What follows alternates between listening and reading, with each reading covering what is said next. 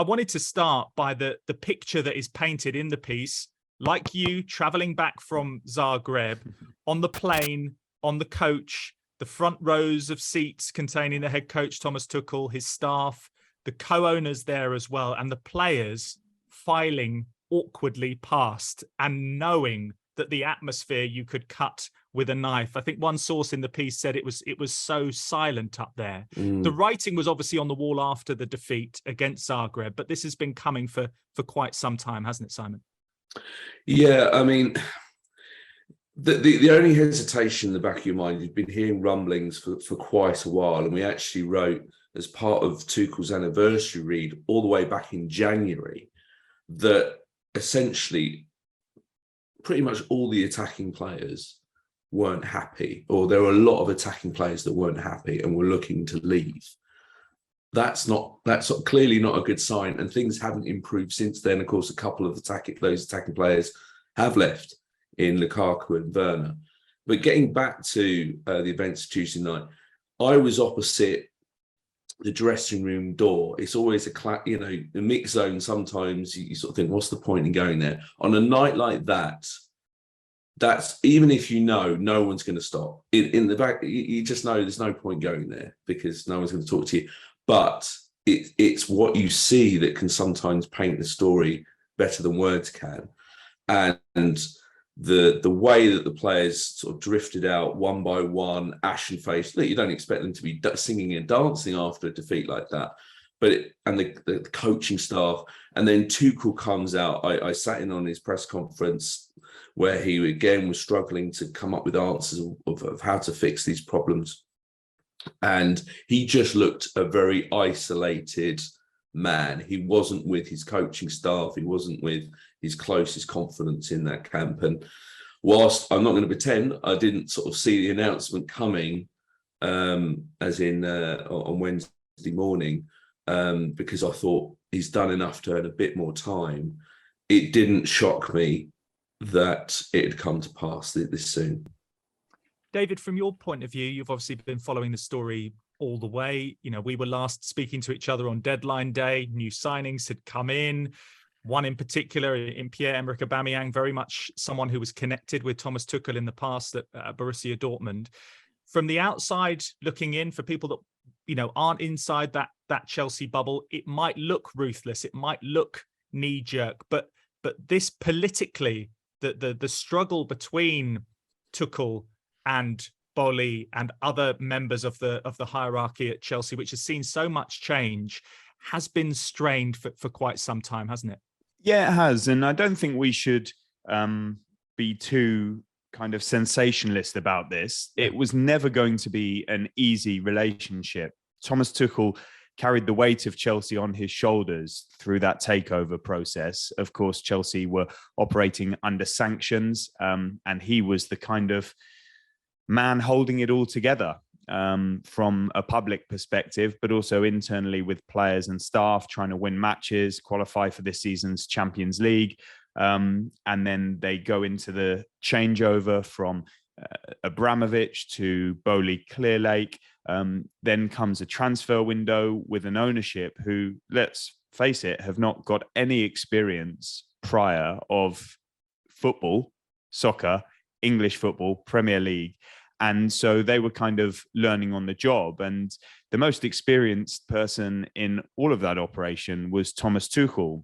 When you read the big piece that's gone up on The Athletic today, there is a lot more detail and minutiae and nuance around things that have happened behind the scenes, things that have happened in the squad, in conversations, in all manner of areas. But the bottom line in all of this, as you asked me from an outsider's perspective, is that Thomas Tuchel was just not the man for these guys. And they learned it over the course of their ownership, however short that spell has been so far. They did back him and the club in the transfer market. It's not like they're just buying for him. They did want to deliver a striker. And there was great support, as well as some reservation around Pierre-Emerick Aubameyang. But there weren't many options, and they were trying to work together. But ultimately, I guess, although the decision was already taken before the Dinamo Zagreb Champions League defeat, it was probably confirmation on the reservations that they had. And that's why the flight home was so quiet. They knew what they were going to have to deliver on Wednesday morning. It was, from what we hear, short and sharp, unexpected to Thomas Tuchel. And already they are getting on with the appointment of their new head coach. Yeah, we'll dig into, Graham Potter's, as we expect, imminent arrival at Stamford Bridge a little bit later on. But I just wanted to pick up on that point there that David made with Simon about it maybe feeling unexpected for Thomas Tuchel. He will have known that they will have been reviewing the situation as a whole at the football club. He just reached the milestone of 100 games. It was almost 100 days into this new ownership regime. Do you think he would have been within his rights to expect them to continue with him from what he was being told during that period of time, or would have he seen it coming as well? Because there seemed to be a suggestion that perhaps he was thinking, right, we've got the transfer window out of the way. Now we can really sit down and talk about more of a vision. And maybe I am the guy that you can stick with. Is that fair? Or do you think that it was just a complete mismatch all the way along? I think for starters, Thomas Tuchel was delighted when the transfer window shut. And I think he was thinking, great, I can now go back to my day job. Yeah. Because he's been I was on pre-season tour out in America and did was part of a sit-down interview with a group of journalists where he came out and spoke about suddenly being asked to do this other job, which a lot of managers, I have to say, would love. Oh, do you want to sign this guy? Do you want to sign it? Especially, I bet there's a lot of ex-Chelsea managers, not saying that they were never consulted, but he was in a position where perhaps other Chelsea managers haven't been, that he could actually really have a really, really strong say on recruitment. But he didn't enjoy it. He didn't like the distraction that this provided for him, that he wanted to be the coach on the training pitch and trying to fix his problem. So when the transfer window shut, I think he was thinking, right, I can now that I've got my squad, I can actually sit there and mold it. But I do find it hard to believe that he didn't see it coming completely, that he wasn't blind, that he was blind to the fact there was an issue between him and the board. I mean, some of the things I'm told, he wasn't happy either. Let's get this right. It's not like, the owners have decided Thomas Tuchel. I don't think Thomas Tuchel was particularly enamored about some of the things that were going on either. Yeah. I just find it all very sad because Thomas Tuchel was a successful manager for Chelsea. His style of play wasn't perhaps the most pleasing on the eye, and particularly since you could sort of almost date it back to the moment Ben Chilwell got injured last November, that Chelsea haven't played a consistent, exciting brand of football since then. And whilst there were mitigating circumstances in that, the results and performances have been particularly disappointing since April. It's not like Chelsea have started the season, they're playing badly. Where's this come from? They actually ended last season badly.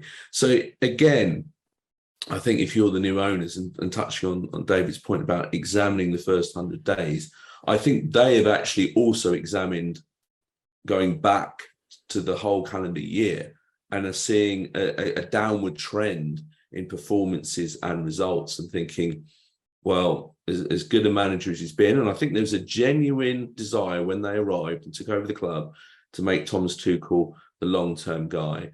But as time developed, and that's why you heard stuff about contracts and so on, but it kind of got overblown, that new contract talk. I was informed, and David may concur, that was quite a while ago, the talk about extension talks, etc. That went very cold, and that gave an indication of suddenly that the new owners actually thought, as David intimated, is he the right guy for the long term? They want a guy, a bit like how they have in situ at the LA Dodgers, that's going to be there for several years, bringing these players through, including the young players. And I think that's a really key point. I don't think that they saw a guy in Thomas Tuchel that was prepared to play young players, that he didn't trust them enough, and that he was always going to go for the experienced guys. Well, let's talk about the man who is set to come in, and that is Graham Potter. Simon, from your point of view and the information that you have at this very point as we record on Thursday morning, and it is a developing situation, where are we at with this? How close is it, and what has happened since that flight home from Zagreb and that meeting with Tuchel on Wednesday? Because it's gathered pace very quickly, hasn't it? Yeah, and David was on top of the story, of course, as always, on Tuesday too, Wednesday rather. I don't know what day it is, Adam. Blended into one. But yeah, so they clearly, Graham Potter, they're big admirers of before they made the decision. You're not going to make a seismic decision like this without having sort of targets in mind.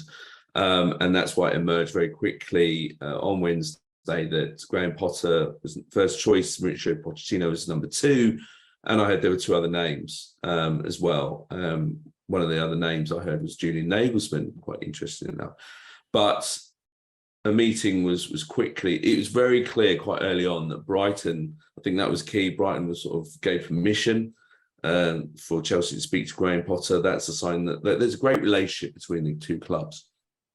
And in the read, actually, we talk about how when the ownership were talking about Cucurella, that they were very much knew everything about Graham Potter, the way he likes to play football, his coaching methods, etc., which I think is very significant. That he was already on their radar as someone that they clearly appreciated. There were talks, very positive talks, I was told, on Wednesday. As we're recording this, there are multiple reports emerging that Chelsea have reached a verbal agreement with Graham Potter now to take over as head coach. And that would fit the timeline that we reported immediately after Chelsea released their official statement yesterday, in that they hoped to get their new head coach in by the weekend's match against Fulham in the early kickoff. So they weren't hanging about, and they would put existing coaches in interim charge for a couple of days. Normally with clubs, they say, we'll put a coaching structure in place until further notice. But Chelsea were clear. And of course, in the case of Potter, they knew his release clause.